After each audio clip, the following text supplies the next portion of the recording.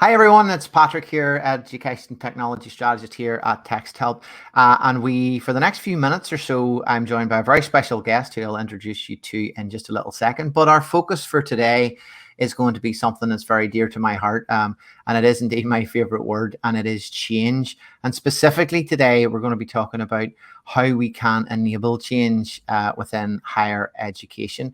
And we'll be looking a little bit closer through a lens of technology for this. And it's my privilege today to be joined by Tracy Galvin from Queen's University in Belfast. Tracy, welcome. How are you today? Good. Thank you very much. Good. So Tracy, as you probably know, joined us on our recent panel, Dynamic Maths Through Higher Education. And I'm really pleased that she's taken the time out. So Tracy, I know you're very busy and probably even more so this year with everything that's going on, but what is it you do at Queen's University Belfast? So my role, I'm an education developer, and I support staff in their professional development. So institutionally and, down as far as one-to-one support. And my area of focus is equality, diversity and inclusion in the curriculum.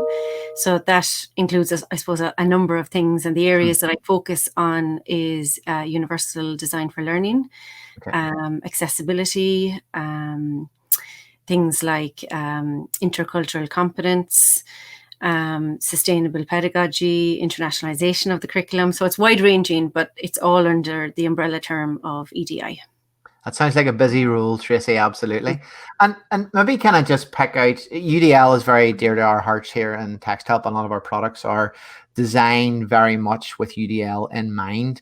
And maybe if I can just pick that, first of all, out of what you've said there about your role, is this how far are Queens in the journey of implementation of UDL across the institution? Is that a new thing? Has it been in place for some time?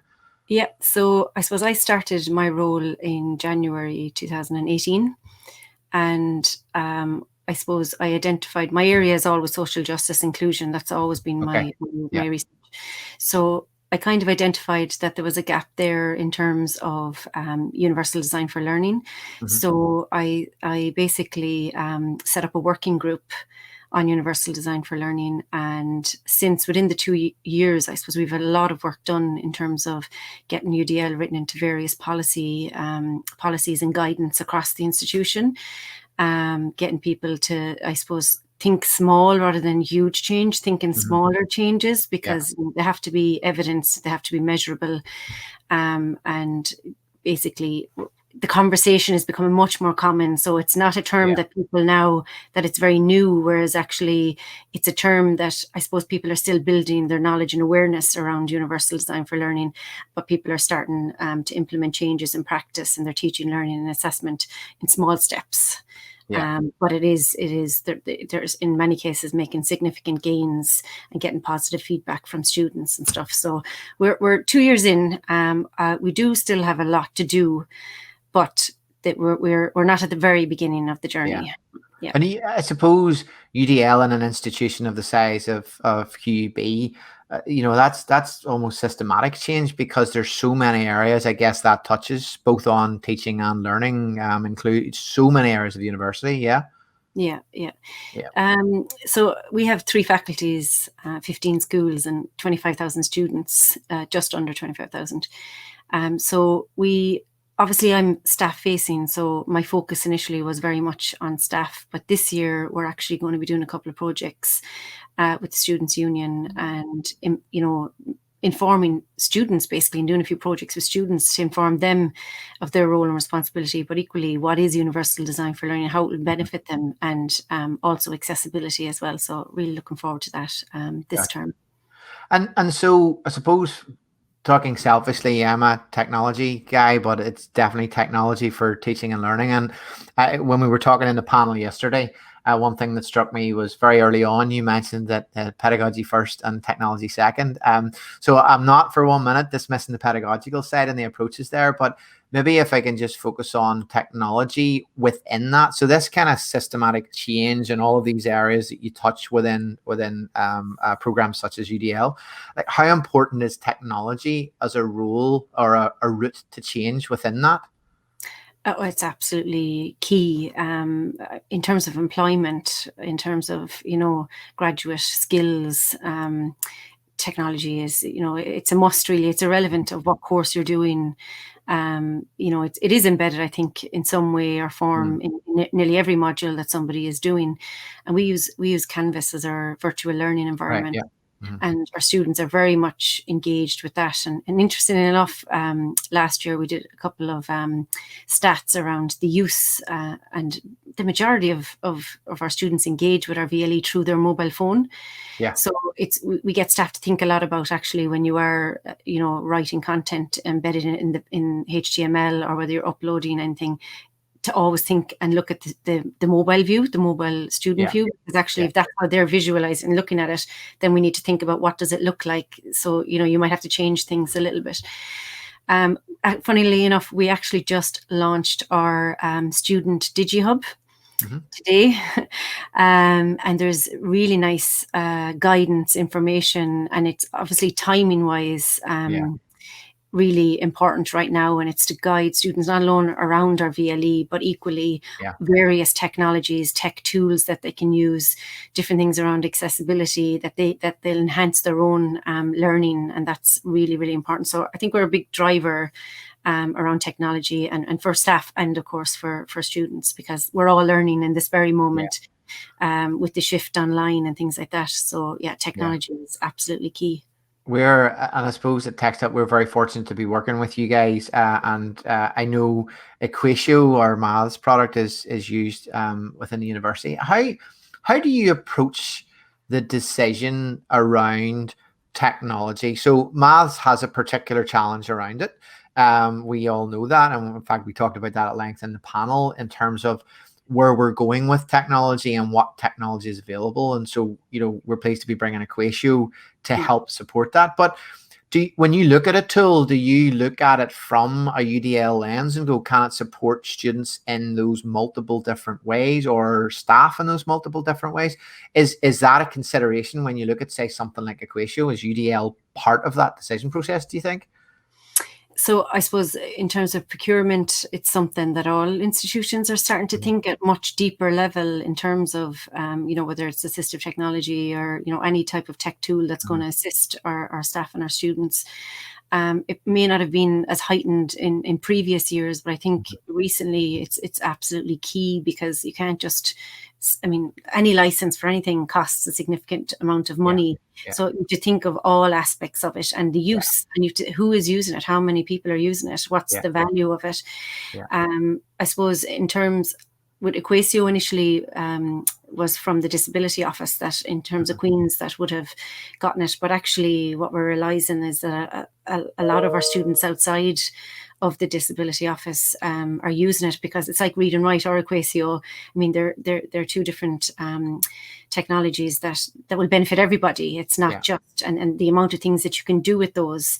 I would say we have a bit of work still to do in terms of actually promoting it across the wider institution. So I'll be doing a bit of work with the Students' Union this year on promoting it wider, and that's both with staff and students, because I do have, and I've worked with a number of staff in recent months that I know they are using Equatio, and I know that they've been complimented, because a number of changes and features and things have happened in recent months, and they are very complimentary of those changes. Just simple things like the visualization of images and stuff are massively enhanced when you're writing a formula, and especially our staff in STEM subjects who are putting those formulas on PowerPoints and things like that.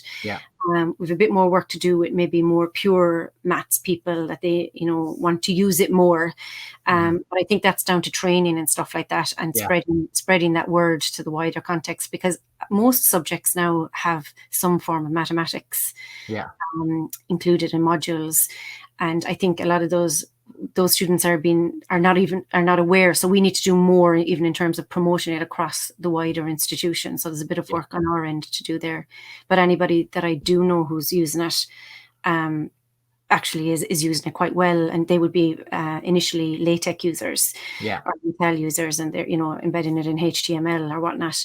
But they really like the ease of use, the ease that they can navigate their way through it and stuff. So absolutely, we're getting great use out of it at the moment. You mentioned there just in the early part of your answer just about finding these technology tools like Equatio or Read and Write that are useful to a wider body of students than they perhaps first appear. And whenever I arrived in Text Help about 3 years or so ago, and I looked through the initial kind of, you get up to speed with the products and you learn about things. And one of the things that struck me was a slide in a slide deck that was apparently always used. And I suppose I overuse it now, and it just has the line, necessary for some, useful for all. And that line has always stayed with me. And I think you've highlighted that very clearly there, that you might look at a tool from a very specific, say, an inclusion perspective or an accessibility perspective, but it's important when we think about UDL and inclusion in general, that we look at tools like Equatio and we go, well, actually, this can benefit a staff member who just needs to do things more efficiently and better and with more clarity, equal measure to a student who genuinely needs access, perhaps with visual impairment, who needs to listen to maths content. And so we've tried to put all of those things in there. So that's interesting. And just on that, so I suppose Equatio, a lot of people view it as a bridge to digital maths. And I'm not sure I'm comfortable with digital maths as a term, but the move to maths being easily manipulated and created and read back on devices. But obviously that has, from an inclusion perspective and an accessibility perspective, a huge amount of upsides for an institution such as QUB.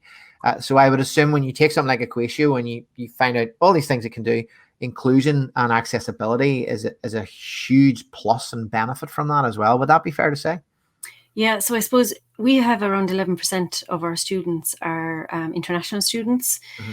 And it's not something that people think about initially in terms of English as a second language. Mm-hmm. So we not alone have obviously local staff, but we have international staff. And sometimes something as simple as an accent can really make it more difficult for somebody to understand.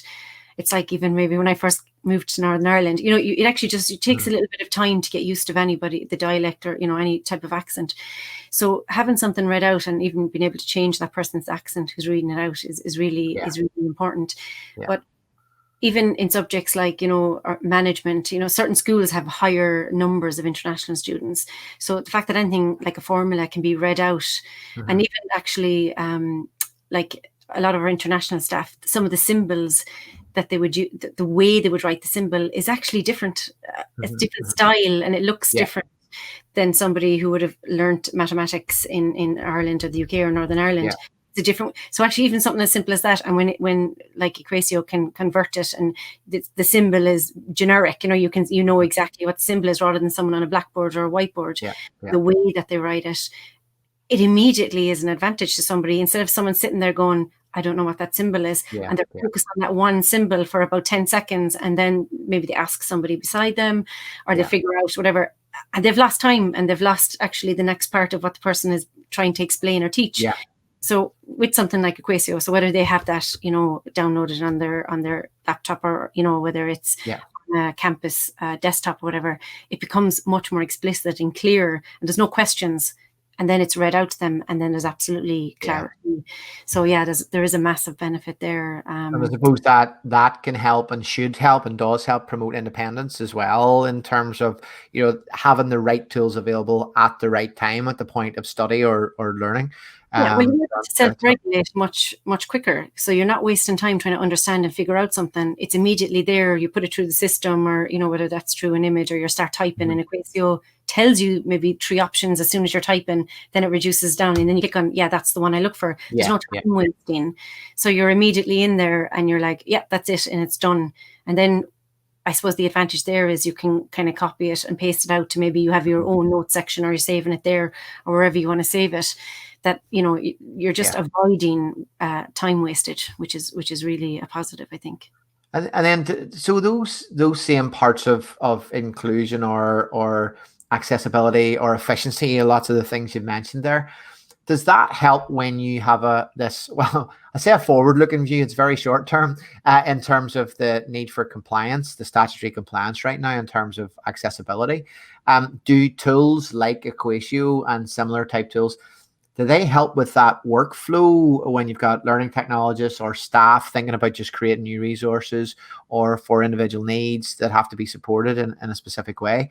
Do those tools help you work towards compliance because of the kind of workflow they provide? Oh yeah, I mean, Equatio is fully accessible. So in terms of the way, when you're typing in whatever type of code or whatever type of formula Yeah. you're writing, it is fully accessible. And then whatever you're doing with it from when you write it in the software, whether you're putting it on a PowerPoint or whether you're doing something on a collaborative document, even if it's Google Docs, or if you're sharing or working collaboratively with other students, it's still accessible.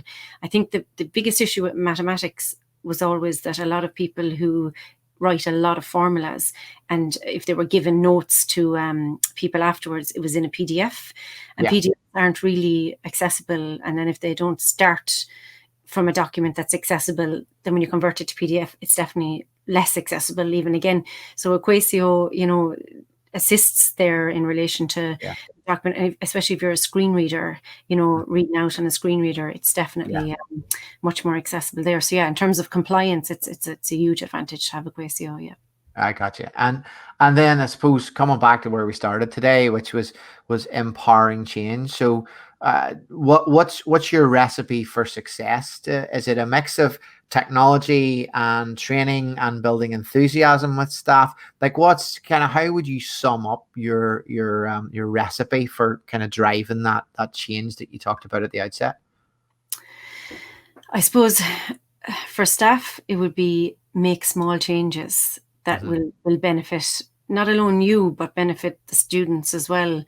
I do really think that, like, I'm a big fan of always asking for feedback and never waiting. And in the end, ask right throughout. Okay, I have 1 week done. This is new for me. So whether it's teaching online, whether it's I'm going to try to really embed accessibility or whatever you're doing each term, that you actually tell the students what you're trying to do. This is new. I'm trying something. I really appreciate your feedback, and have those conversations throughout.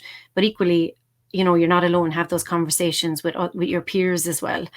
And that's really important. Like, you're never alone. And I think in this context, a lot of people are feeling quite isolated, or they're feeling this is just, it's very overwhelming. Totally. But actually, it's the first time ever that everybody is feeling like that. Everybody gets nervous before teaching. It's just normal. Those butterflies, are excited to meet the new students, whatever. But I think people are, with just the whole, it's a global pandemic, so everything is heightened. But everybody's going through exactly the same thing. Students, it's all new. We're all learners at the moment.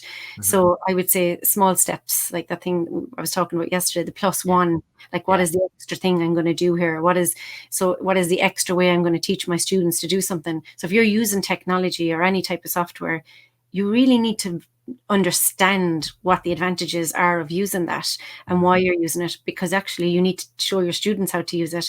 There's no point introducing anything new when your students don't know how to use it, don't have the time to learn how to use it, and don't see the value of it. And if you actually explain those things to students and then keep getting that feedback from them, then I think the change will be transformative, and it's just that open dialogue really that you're having with everybody. And it's showing, it's not about failure. It's actually humanizing things, that you're saying we're all in this together. Like, of course, let's humanize it. Let's have these conversations, and we'll all try to benefit from it.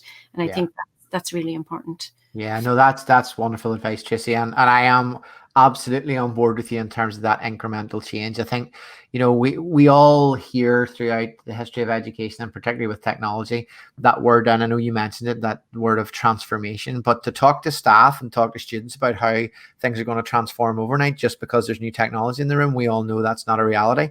And that continuous journey of change, for me, is the most important part. Small steps at a time, incrementally, and that does build the big change. We've all seen it. And so, look, I wish you all the very best in your current role in QUB. In terms of that, that's no mean feat and no mean task in front of you. But I have no doubt, with the expertise you've given us in our panel and today, that you will absolutely succeed in that. So with that in mind, I just want to mention to those who are watching that you very nicely segued into our next segment, which is about empowering students. So we're going to be picking that up with Dr. Vijesh Bhute in our next video. And we're going to be talking specifically about the student side of things. So Tracy, for today, thank you so much. We really appreciate your time here and Text Help. And of course, if there's ever anything we can do for you, all you need to do is ask. So thank you and enjoy the rest of your day. Thank you. Bye.